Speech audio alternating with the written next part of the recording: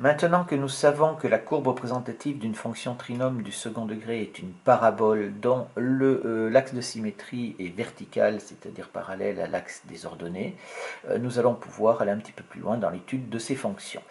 Un rappel ici, c'est que dans tout le reste du chapitre, on va admettre la conjecture que l'on a fait précédemment sur l'orientation de la parabole, à savoir que si le coefficient qui est devant x au carré est positif, alors la parabole est orientée vers le haut, et ouverte vers le haut si vous voulez, et si A est négatif, alors la parabole est ouverte vers le bas ou orientée vers le bas. On sait également que les racines d'une fonction trinôme du second degré, c'est quand on calcule leur image, on obtient 0. Donc c'est la même chose que les solutions de l'équation f de x égale à 0. Or, les solutions de l'équation f de x égale à 0, on a appris en seconde, et on l'a revu déjà depuis le début de l'année, à résoudre ça graphiquement. Et on sait que ça correspond au point d'intersection de la courbe représentative avec l'axe des abscisses. Et bien entendu, les solutions de l'équation, ce sont les abscisses de ces points d'intersection. Donc, nous, comme on sait qu'on a une parabole, eh bien, on va avoir plusieurs cas de figure. Les voilà, les différents cas de figure que l'on a. Alors, j'ai pris un seul exemple pour chaque, mais bien entendu, si j'ai fait une parabole orientée vers le haut, vous pouvez faire un dessin similaire avec une parabole orientée vers le bas. Il n'y a pas de problème. Donc, ici, on va s'intéresser à savoir combien il y a de racines, combien est-ce qu'il peut y avoir de racines dans une fonction trinôme du second degré.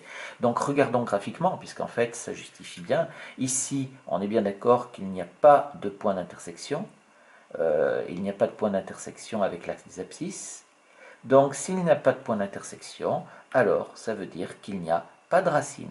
C'est-à-dire que ici, vous voyez que si vous avez une parabole qui est comme ceci, les axes du repère sont là, et bien, et comme il n'y a pas de point d'intersection, on ne peut pas avoir f de x égale à 0, elle ne possède pas de solution. Donc, pas de racine pour ce type de fonction du second degré qui ont une représentation graphique comme ça. Or, si la parabole était orientée vers le bas, bien entendu, elle serait située en dessous, toujours en dessous de l'axe des abscisses.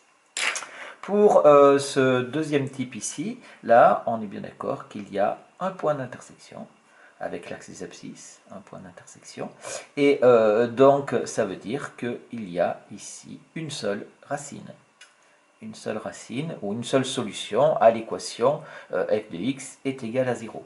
Là, il y a un petit vocabulaire qui me permettra d'aller plus vite dans un prochain chapitre. On dit que la parabole, vous voyez ce qui se passe, c'est-à-dire qu'il n'y a que le sommet, en fait, qui se trouve ici, à toucher l'axe des abscisses. Eh bien, on dit que la parabole est tangente au sommet. Tangente à l'axe des abscisses. À l'axe des abscisses en son sommet. Donc voilà, vous remarquerez que j'ai aussi symbolisé ici l'axe de symétrie de chacune de ces paraboles qui est bien entendu verticale.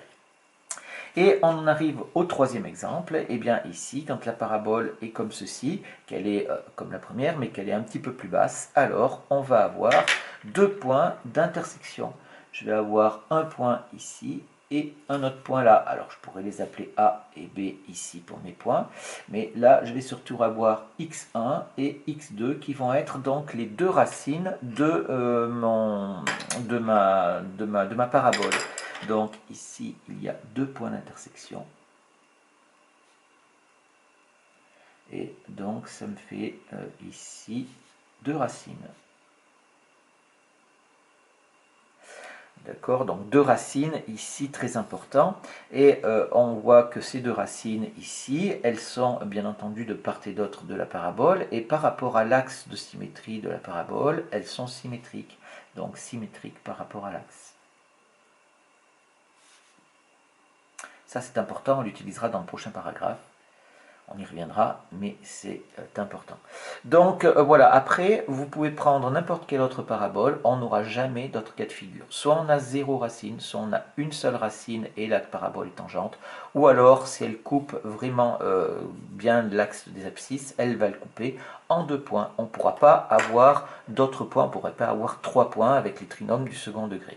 D'où la propriété ici, c'est qu'une fonction trinôme du second degré donc, peut posséder 2 racines, une seule ou aucune. Et bien sûr, il faut bien comprendre qu'il en est de même pour le nombre de solutions qu'on a si on veut résoudre une équation du second degré. On peut trouver soit 0 racine, soit une racine, soit 2 racines. Si jamais un jour vous êtes avec une équation du second degré et que vous trouvez 3 racines, alors c'est que vous vous êtes trompé. Ce n'est absolument pas possible.